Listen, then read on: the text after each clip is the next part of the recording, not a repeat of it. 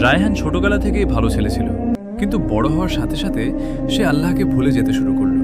নামাজ পড়তো না, মসজিদে যেত না। যখন কেউ নামাজের কথা বলতো সে বলতো, এখন তো বয়স আছে, বুড়ো হলে নামাজ পড়ব।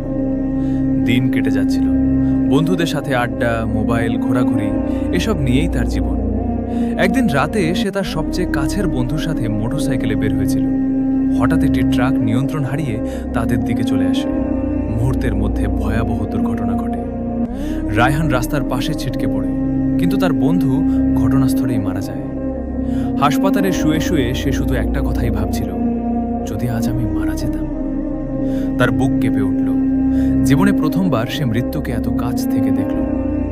হাসপাতাল থেকে ছাড়া পাওয়ার পরও সে শান্তি পাচ্ছিল না। রাতে ঘুম আসতো না।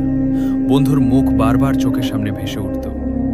একদিন ফজরের আগে সে ঘুম থেকে জেগে গেল।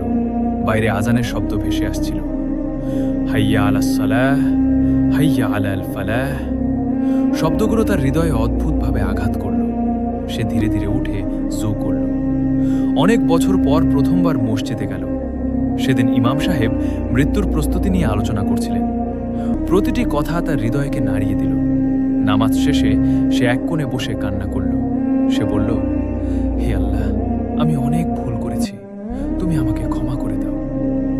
সেদিন থেকেই তার নতুন জীবন শুরু হলো। সে 5 ওয়াক্ত নামাজ পড়া শুরু করল, কুরআন তিলাওয়াত করত, খারাপ বন্ধুদের